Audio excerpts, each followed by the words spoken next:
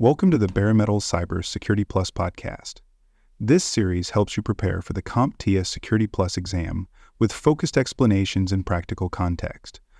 For a companion study guide, check out the Achieve CompTIA Security Plus 701 Exam Success by Dr. Jason Edwards.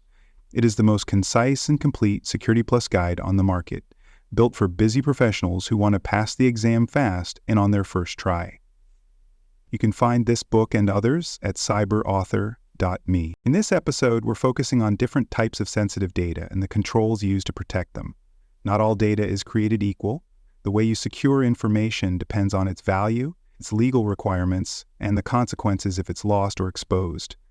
Today, we'll explore regulated data, trade secrets, and intellectual property, and legal and financial information. Three categories that often require specialized protection and strict compliance oversight. Let's begin with regulated data. This category includes personal and confidential information that is protected by law.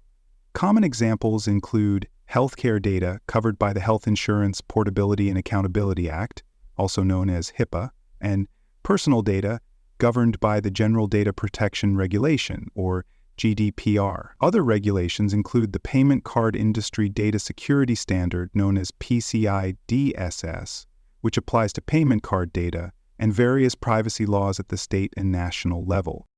Regulated data has specific protection requirements. For healthcare data under HIPAA, organizations must enforce safeguards around access, storage, and transmission. This includes encryption, audit logging, and user access controls. For GDPR, the focus is on transparency, user consent, and the right to have data erased. It also mandates timely breach notification and restricts how data is shared across borders. The implications for compliance and risk management are significant. Organizations that mishandle regulated data may face fines, lawsuits, and reputational damage. Security teams must ensure that policies and technical controls meet legal standards. That includes identifying regulated data, classifying it correctly, and enforcing protections through encryption, access controls, and monitoring. Compliance frameworks help with this process. They offer structured checklists and control sets that align with legal requirements. But it's not just about passing an audit, it's about managing risk. Regulated data is a top target for attackers because it's valuable and difficult to replace. The goal of compliance is not just to meet requirements, but to reduce the likelihood and impact of a breach. Now let's turn to trade secrets and intellectual property. These are assets that give a business its competitive edge. Trade secrets may include formulas, algorithms, designs, manufacturing processes, or internal strategies. Intellectual property also includes copyrights, trademarks, and patents, but in cybersecurity, the focus is often on digital versions of confidential business knowledge. Unlike regulated data, trade secrets may not be covered by specific privacy laws, but their value to the organization can be just as high or higher. If a company's product design or proprietary algorithm is stolen, the damage can be financial, legal, and strategic. Protecting intellectual property begins with classification. If employees don't know what information is a trade secret, they can't be expected to handle it securely. Labels, training, and access policies must clearly define how to store, share, and protect sensitive materials.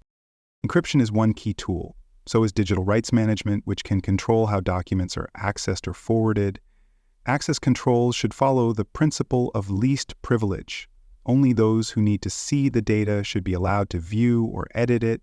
Strong authentication, logging, and data loss prevention tools add layers of defense. Risk scenarios include insider threats, compromised email systems, or cloud misconfigurations that leave proprietary files exposed. In one well-known case, an employee emailed confidential schematics to a personal account just before taking a job with a competitor. The company discovered the breach during forensic review, but by then, the damage was done. Intellectual property theft often goes undetected until it appears in a competitor's product or strategy. That's why prevention and monitoring are essential. Organizations must secure both structured and unstructured data and watch for unusual access patterns or suspicious transfers. Now let's examine legal and financial information. This includes contracts, merger documents, tax records, financial statements, and account data. For businesses, this category is both highly sensitive and highly targeted. The confidentiality and integrity of this information must be preserved at all times. The risks here include unauthorized disclosure, manipulation, and destruction. A forged financial report can damage investor confidence. An altered contract can trigger legal disputes. Lost audit data can result in regulatory fines. Whether intentional or accidental, breaches of legal and financial information carry serious consequences. Protection methods begin with encryption, both at rest and in transit. Document access should be tightly controlled, and financial systems should be monitored continuously for signs of tampering. Multi-factor authentication should be required for all users accessing sensitive records, especially if access occurs remotely or across organizational boundaries. Integrity checks are especially important. Hashing can detect whether a file has been changed. Audit trails can show who accessed or modified a record and when. In environments with strict financial or legal oversight, tamper-evident logging and immutability features help ensure that once data is written, it can't be changed without detection. Breach impacts can include stolen funds, altered business decisions, or the loss of attorney-client privilege. In some cases, financial data is used to blackmail or manipulate organizations during mergers or contract negotiations.